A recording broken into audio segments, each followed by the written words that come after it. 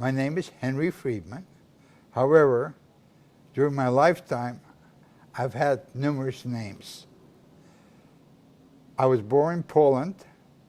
I was called Heniek. That was my Polish name. When the Russians occupied my area in 1939, I was called Gena. When the Germans occupied the area in 1941, I was called Heinrich. And when I came to America, of course I lived part-time after the war in Austria, I was still Heinrich, but when I came to America, I changed it to Henry, so now it's Henry. In the Army, they called me Hank. I was born May 5th, 1928, in the city of Brody, Poland, which now is part of the Ukraine. I had numerous pets, especially, because we lived in the city. However, about 10 kilometers, we had a farm outside the city of Brody, which was Chowala. And I had the opportunity, my dad let me have a horse, more or less, was part of the family, but I also raised rabbits, and I also had pigeons as pets. Plus we had numerous dogs. I was a terrible, terrible spoiled child. My mom used to run after me to give me money so I would eat. I was a lousy eater. I hated food, so that was not a good thing, which was really when we went into hiding. And I had a real terrible time because the lady would put boiled onions into the soup, and I just hated the taste of boiled onions. But let me say this, after 3 months, when we were cut down to one meal, I used to lick, I had the privilege to lick every little drop of food still in the pot, because by that time I was so hungry. I would eat anything. But as a child, I was very spoiled. I used to get money in order to eat. It was probably in the first time I felt discrimination is probably in 1937 or 1938, because Jewish kids would, the Christian had religious classes, like for an hour. So the Jewish kids had the opportunity to go outside and play football and do sports during that time. We didn't have to stay in the class.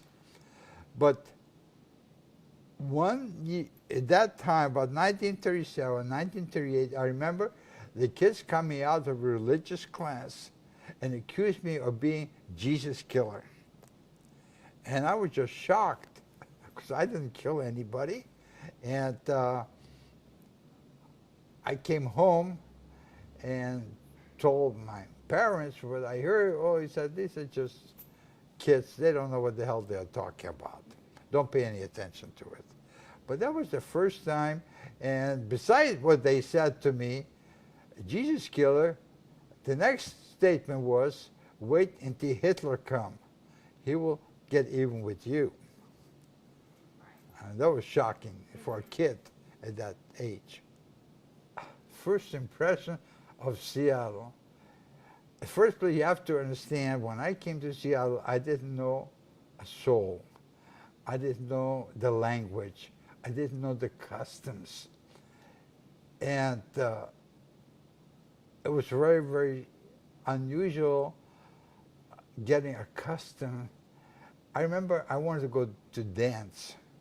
And I was staying just a block away from here.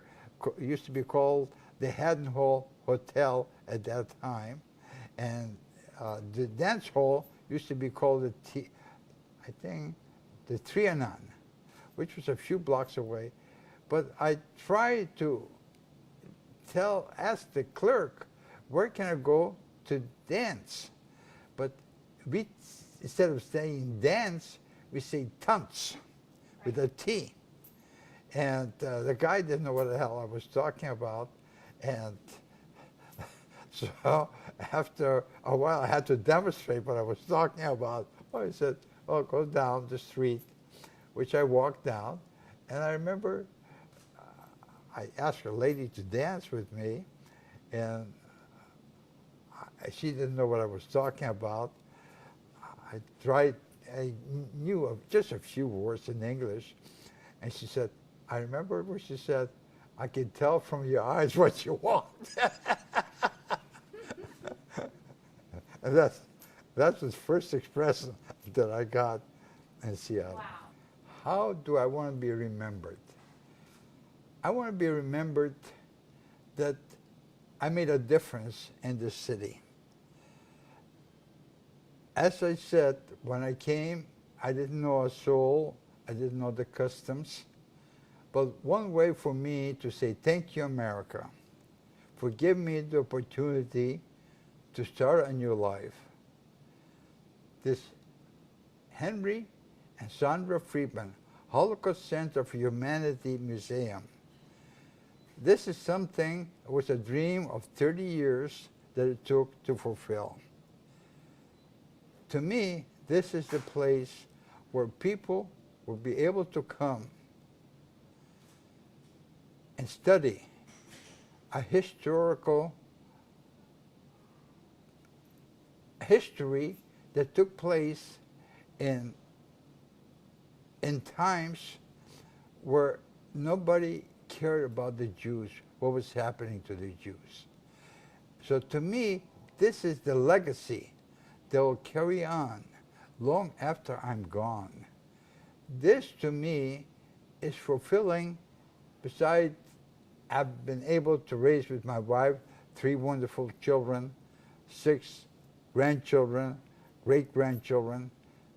This place, this Holocaust Center for Humanity Museum, will be long after I'm gone here. And this is my thank you to America, my gift to America.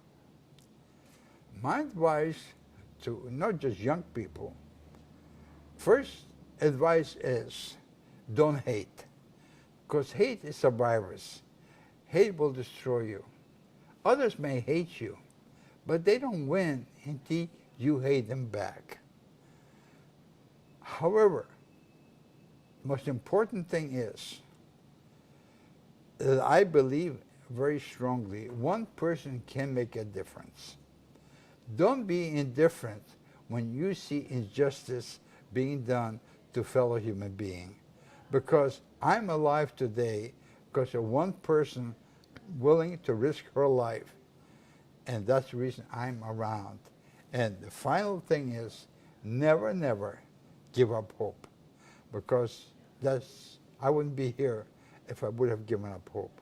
The reason I'm doing what I'm doing, because I don't want to have other human beings ever to have to go through what I went through, okay? And so if I am to be the example of future generation, is they're looking at a person that's risen from the ashes.